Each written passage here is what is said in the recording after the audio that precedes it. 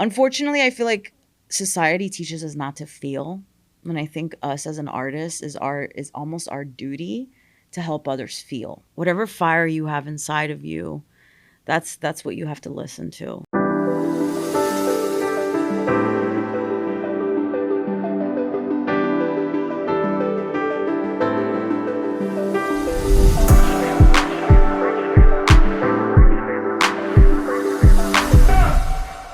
Hey, what's going on, guys? Paul Tully with the FY Podcast here on another incredible episode with an incredible guest. Today, I'm sitting here with Leslie Lluvet. I love that name. It's an incredible name. Thank you. Leslie is entrepreneur, actress, writer, producer, multiple hats, and she's here with her incredible baby boy. Toulouse. This is the best. So this is the first time I've ever had an interview with a little baby in the interview, and how cute is Toulouse? This is going to be awesome. Let's jump into it. Leslie, what's up? A lot. Well, first of all, Toulouse snuck into my car. That's why he's here today. Okay. Very impromptu. It's not supposed to happen. A lot has been going on. I've been working on my movie. I've been working on my projects. I've been working on myself spiritually, emotionally. I think the last 2 years I went into like a huge transition with myself. And I just decided, I mean, I can relate to you, right? Where you feel like you want to be just the healthiest that you can ever be, because the older you get, you start realizing that your body is not really operating the same as it was before, right. You know, which is, to me, it's crazy because I come from a past of like being a party girl, doing a lot of drugs and stuff like that. Yeah. And now it's like the complete opposite. And I think to myself, when I was in that lifestyle, I would just like sleep 2 hours. Right. And I didn't care. And I didn't feel anything. Now I'm like in my early 30s. And if I do anything crazy, if I have a night of like being out for too long, I feel everything. Yeah, it's like so I've been putting a lot of boundaries in that. Boundaries with the people I hang out with, boundaries with like I don't want to be around people that are doing things that I wouldn't typically be doing on a day-to-day basis. And do you think that's necessarily age, or do you also think it's that I don't have the same interests? The things that used to get me passionate and motivated when I was in my early 20s are not the things today. Mm-hmm. And I don't know if that's because I'm getting older, or I did it, done it, been there, and now I want other things. Right. I think it has a lot to do with growth. I don't know if it has a lot to do with age, because I know people that are my age that are still doing the same thing. Mm-hmm.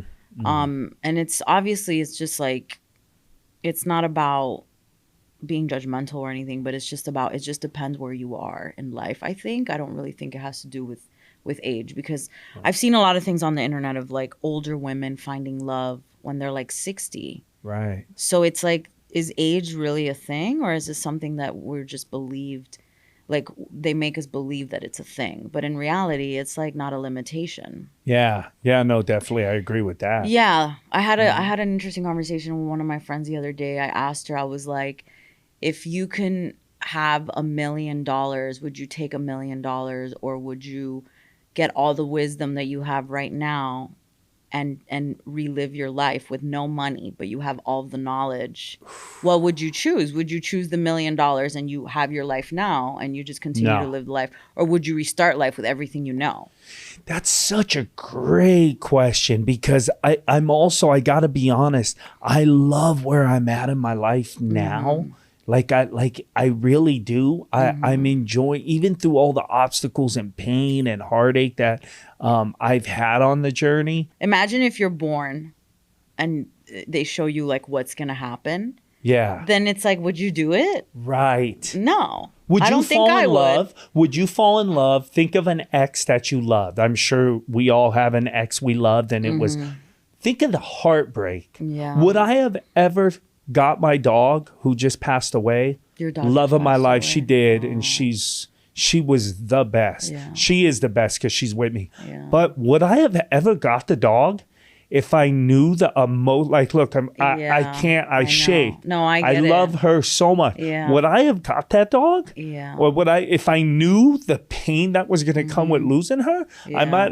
Would I have fell in love with an ex if I knew the pain that comes with that breakup?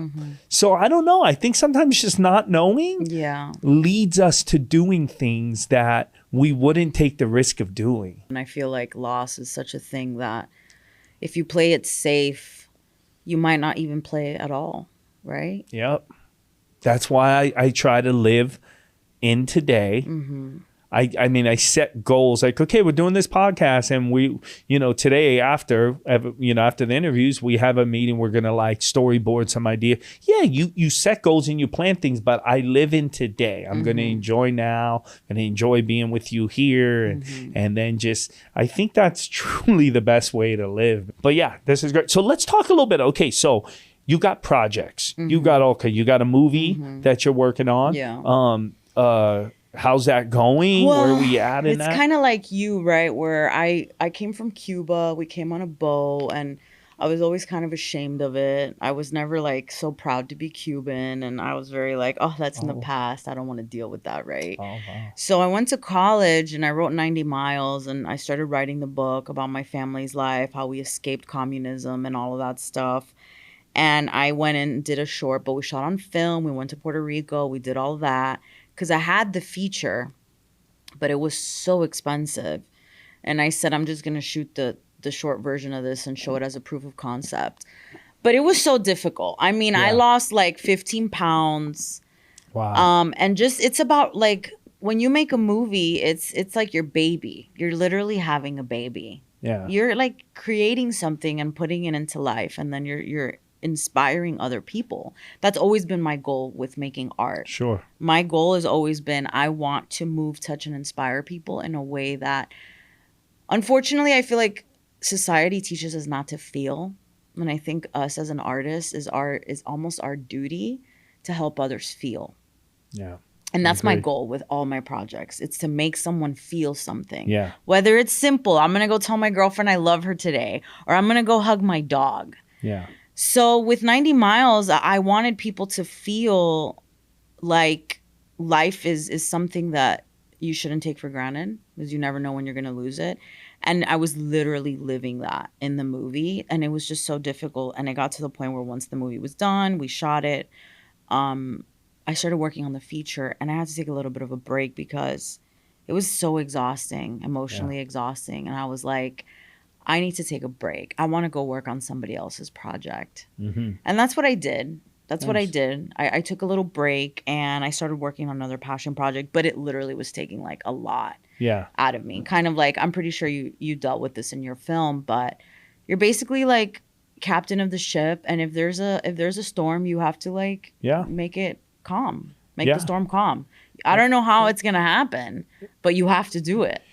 Yeah, it's overwhelming. I know what you mean. I mean, not just my film, but when I say my, I mean, because I wrote it, directed it. There were times when it's like everybody just disappears.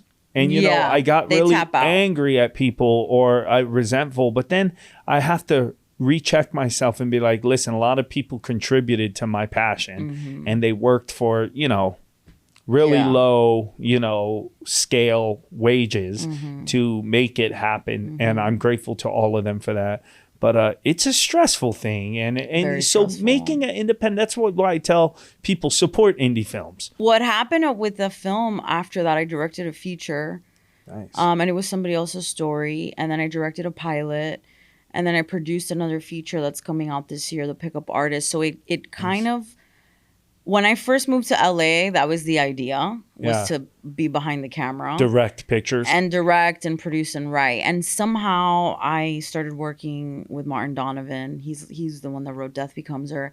And he kind of enlightened this thing inside of me of being a performer, which I used to be when I was younger. And acting happened. It just happened. Yeah. And I was like, this is much easier and funner than the other stuff. Right? Because it's like you show up on set and you're an asset to a bigger picture. Yeah. But then you're the director, the producer, the writer, and it's all about, everything's on you. If the movie's bad, it's on you. Yeah. If it does bad, it's on you. Yeah. If you know, Yeah. you're the one that gets there early, and you're the one that leaves like the last one. Yeah, you're the captain. You're the captain. I mean, it's yeah, like you said, it's still incredibly important what an actor has to do, and it's incredibly difficult to craft characters and be a solid actor. It's just different, though. Yeah, you're right. I mean, I feel the burden of the production is different. When I show up to set, I have a lot more fun. Probably because the other budgets, I haven't had millions of dollars. The closest that we've gotten was like a $2 million budget. But it was still very, you don't have a lot of time. There's never enough time in the day to get everything that you need, every shot you need. And I'm almost a perfectionist when it comes to directing, because I am very like, how is this going to look? This is like a canvas, right? And I'm painting on this empty canvas. And then it's like, it's my responsibility if this like actor doesn't come through, or if the production designer doesn't see it, right? It's almost like the best person, it was Quentin Tarantino, right? Where he's like, you don't need to know how to like make a movie from the beginning to the end. You just need to hire department heads that know what they're doing and trust them. And I think the best directors are directors that are not control freaks. Yeah, I agree. That let everyone just do their job. Yeah. Yeah. And it realizes that everyone brings in something, and it's true. It's not their film. It's everyone's film. And if you see it that way, it's a much less stressful, I think, journey. I think that's the true idea of a great leader anyways, or a great managerial skills is like just hire great people in their departments. Exactly. Get a great DP, get a great sound operator, get, great art design, and focus on, as a director, you're focusing on the overall arc of the story. And what I love to do as a director is, obviously, because I'm an actor, I love to, it's like you're playing every role. Yeah. Isn't it crazy how we live in a society where I feel like artists don't really get seen for what we really do? For sure. It's all about how much money do you make? For sure. Or what kind of job you have, or is it stable? Whatever stable is. But then you see a world event like the pandemic happen, and then you see the only thing keeping people alive is art. It's the only thing that kept people sane. Yeah, TV shows. TV shows, art, reading. Yeah. Like painting. Painting, yeah. It was like, that's all that there was to do. Yeah. And it's crazy that artists don't get valued as much as we should. I agree. It's amazing to me that teachers get paid nothing. Yeah.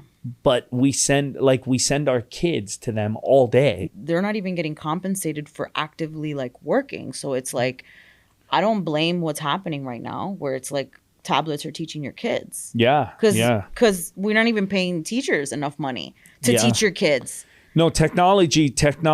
I'm curious to see where this all goes.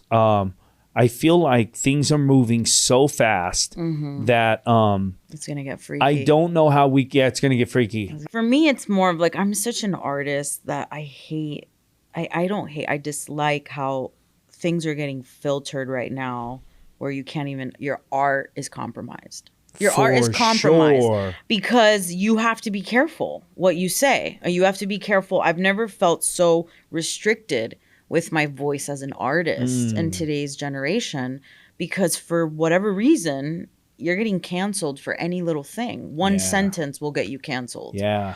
I remember people have been like deleting, back in the day before Twitter was X, people were deleting their tweets and Twitter accounts because people were getting fired on different sets for saying things on a platform that you should be able to say whatever you want to say. For sure. I mean, I come from a communist country, and I really just hate politics, just because all I heard was my grandparents talk about before Castro and before the revolution, and it was just an ongoing conversation. And as like an 8-year-old, 7-year-old, I'm just like, I don't get it. I didn't get it. I was like, but it was like so much generational trauma that they dealt with, that in this country, it's a little bit bizarre to me, where it almost feels like I'm reliving Cuba, where you can't be authentic in your dialogue. Wow. Because you're going to get ostracized, like literally. Yeah. So it's weird that I'm not in a communist country, Yeah. but it feels like I kind of could be. Interesting. Wow. Growing up in Cuba, yeah. What was that like? You were there till you were like 8? I was 4. You 4? And then I Wow. went back when I was 8.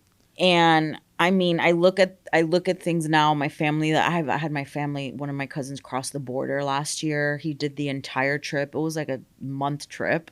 Wow. We came on a boat.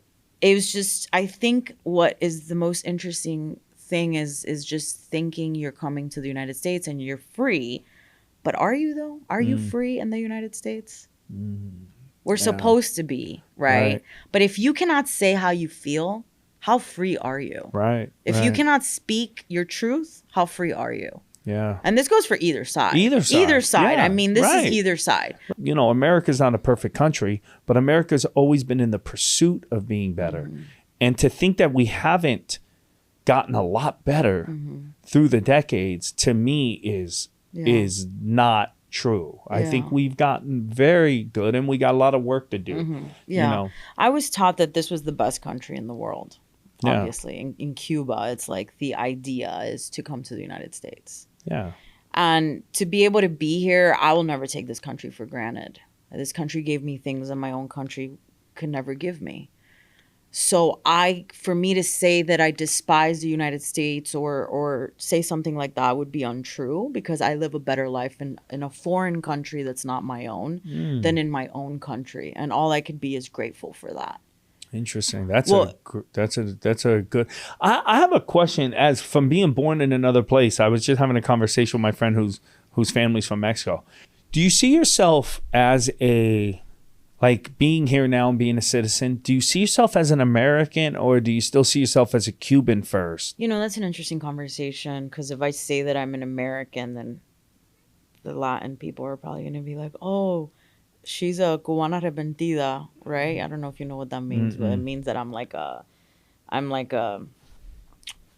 not wanting to be Cuban. Wow. But I am Cuban. I'm proud to be Cuban. I just am not proud of the history of Cuba. Yeah. I think it's something that it's sad. It's sad for my people that they have to live in the conditions they live in, especially in a century where, you know, you have AI writing a script. Yeah. And you have technology ruling the country right now, right? And in Cuba, I mean, I was watching a video of this woman who had came from Cuba. She was in the meat, talking about meat and butchers. And it's funny that you say that, because my grandfather was a butcher, and in that job in Cuba is considered a very high ranking job. Because if you have access to meat, then you have everything. So it's such a different world. Yeah. It's very weird. But it makes sense. It makes sense. Yeah, it's weird. So this woman was crying because she saw meat. It was like meat everywhere. She was like, couldn't believe it. And she was crying. And there was a video of her crying in this Cuban page that I follow. And I feel bad for my people. So I'm in a country where it's like, I am proud to be an American. I'm an American citizen. So it's like I'm Cuban American. Yeah. That's how I identify. Like, I'm Cuban American. Yeah, yeah. And always will be. I mean, like I said, I love this country. I'm grateful this country has given me things that I could never get in my own country. And it's sad to say, but it's the reality. Yeah. And my people right now are suffering. There's people that in Cuba that haven't eaten in days, or that need medicine that don't have medicine. Simple medicine, Tylenol. I mean, even women that have their periods, they can't even get by right like we do here. It's simple necessities. It's the simple things in life.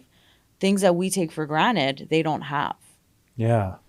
You know, we throw away steak, leftovers. They would probably die to get that piece of steak from the trash, right? Just to have some food. Yeah. And a lot of them, like, there's a lot of videos out there. They laugh about it. And it's an ironic thing. But I think for me, especially, it's so important as an artist. That's why I want to make 90 Miles, to tell the truth about communism. So I think a lot of people have the wrong idea that it's this equality thing, but it's not. Right. It's actually just really rich and everybody else is poor. That's the equality of it. Yeah, I feel like communism seems like, from what I mean, what I know about, I don't know too much, but it seems like the idea of communism sounds pretty awesome. Yeah, It's the like, idea is pretty. the idea is Yeah. pretty, but it doesn't work. It It's an hasn't unworkable worked in system. any country. I mean, people go, well, China's, and it's like, yeah, well, you go to China, like Let's go to see China and really see what's up. the living conditions. But the idea of communism sounds good. Equality, like, right? Equality. But how are Everybody you- gets a piece. Everyone gets a piece of the pie. However, if one person is not working that hard, then how are we going to share the pie equally, right? Yeah. It's like, it's such a weird, but it's not even just that, right? It's like, Well, greed too. It's Yeah. like biblical. Like greed is, look, I feel like with capitalism, we figured out greed works. And the more greedy somebody is, the more motivated they are to go, if my greed out trumps your greed, I will be more successful than you. That's the American way. And it sounds hardcore and it sounds unfair, but it's like, when an athlete hits that racetrack, the one who trains the hardest, works the hardest, is going to move the fastest. And wins the gold. Usually, and wins the gold. And then we praise that person and they get endorsements and they become somebody we want to be like. To each their own, though. If someone's like successful and wants to only hire Latinos, I'm like, okay, good for them. Yeah. I feel the same way the other way. If somebody opens a business and only wants to hire Belgium people, good for it's Yeah. their business. it's their business. I feel like we're living in this Yeah. time of like everything needs to be, you know. people have too much time on their hands. We're too 'Cause privileged. It's like, I'm sorry. Why are you caring so much about what this company does? How do you have time to even care? And if you care, start something to do something about it. If you really care that much about it, other than sit there and talk about it. Yeah, or just do something to about make it. yourself better, and then Yeah. you go help somebody. Like, I feel like if every single person, like when people talk about big issues, let's talk about, unhoused, homelessness. Yeah. If every single person just said, you know what, today I'm going to work hard, I'm going to make this kind of living, and then I'm going to personally go help this person. Like, I feel like that would change the world so much quicker More, than waiting on governments to formulate some kind of project. Because what happens, it's like the government comes up with like this project for like drug rehabilitation, right? Say me and you were like ex-drug addicts, and we're like, you know what, I want to help addicts.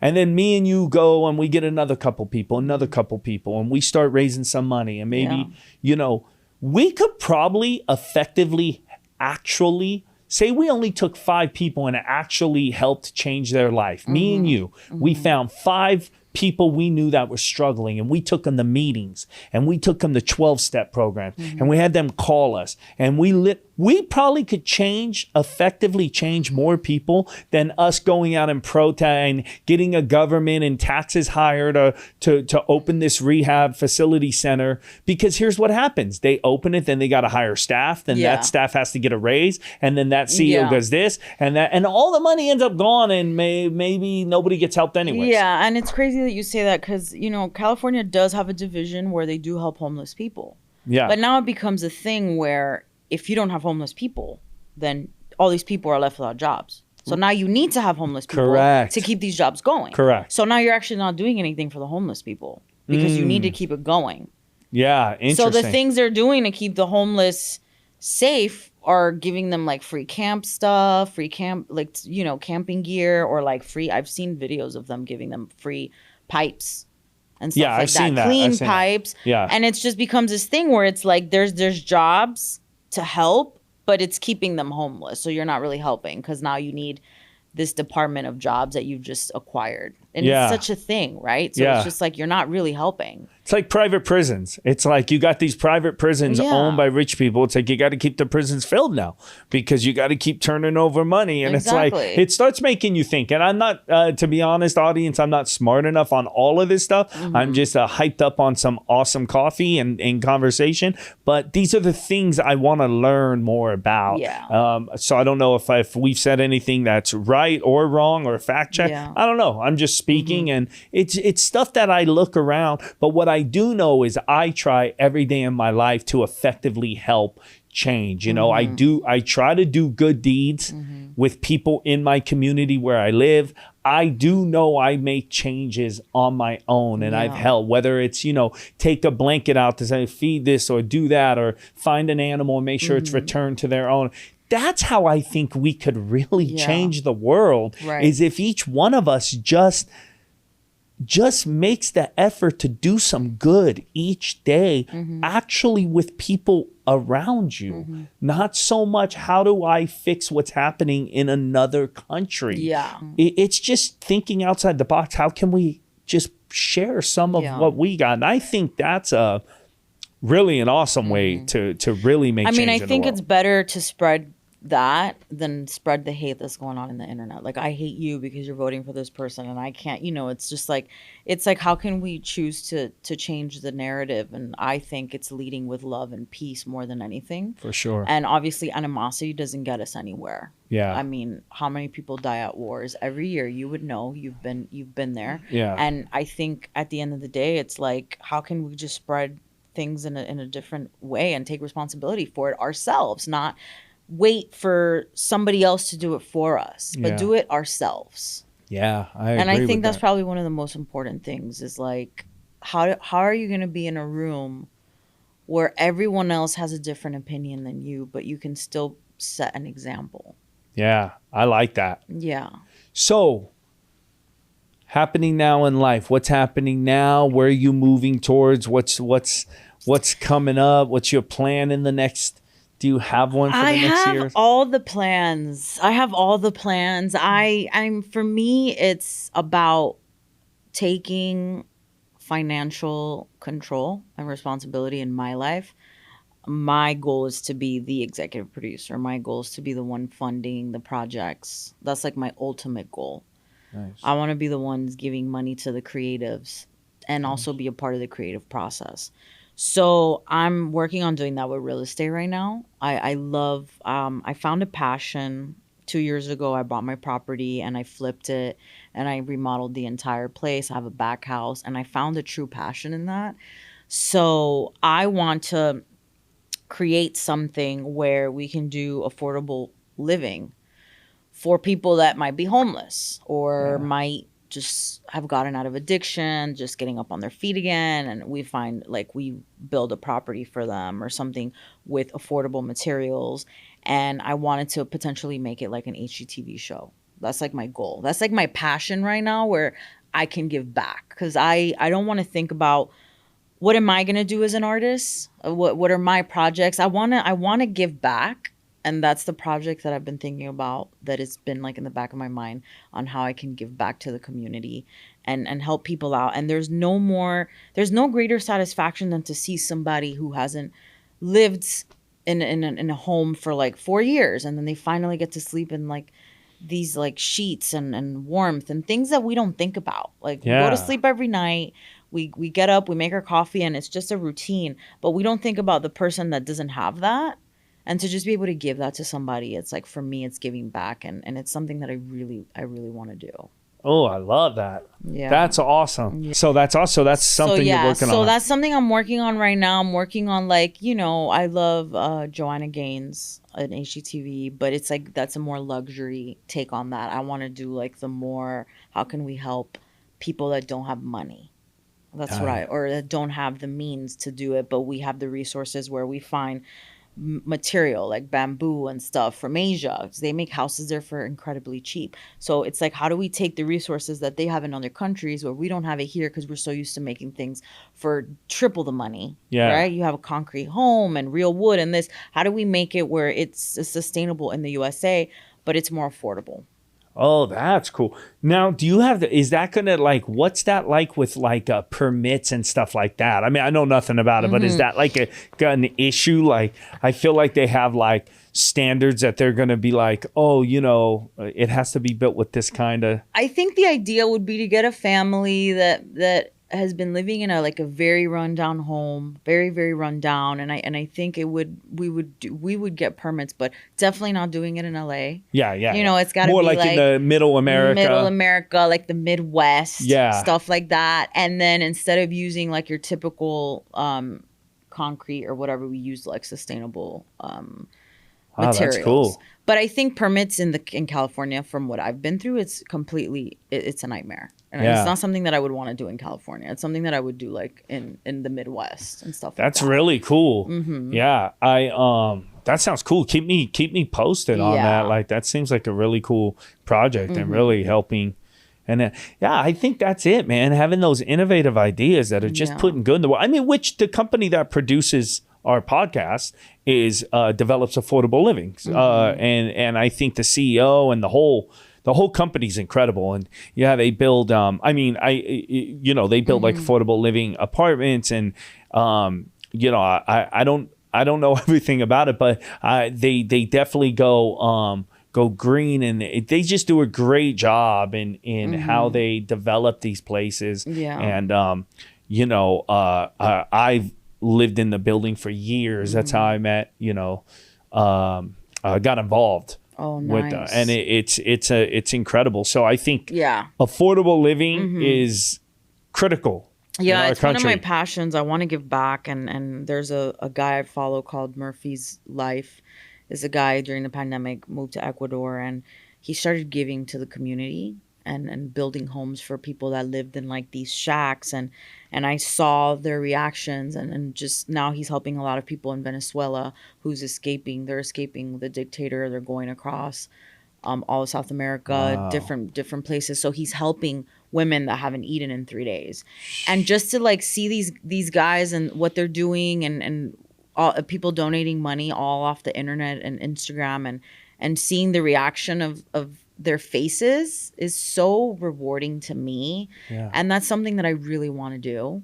And I want to also like just show people that you can do it as well. So I want to use my platform, my Instagram, my TikTok, and I want to show them like you can do this too, because it's like, you have to lead by example, like what we were talking about, and lead by example in the best way possible that you think you should lead by example. And then you give that idea to another person, and then you keep going. And then before you know it, we're just making the world a better place. And I think that that's really what I want to do with my art. I love it. Yeah. I love it. All right, Leslie, what I like to do when I start closing these out, I like to ask a guest to look into your camera. And you've dropped such incredible just gems today. This was a great conversation. Thank you. Look in the camera.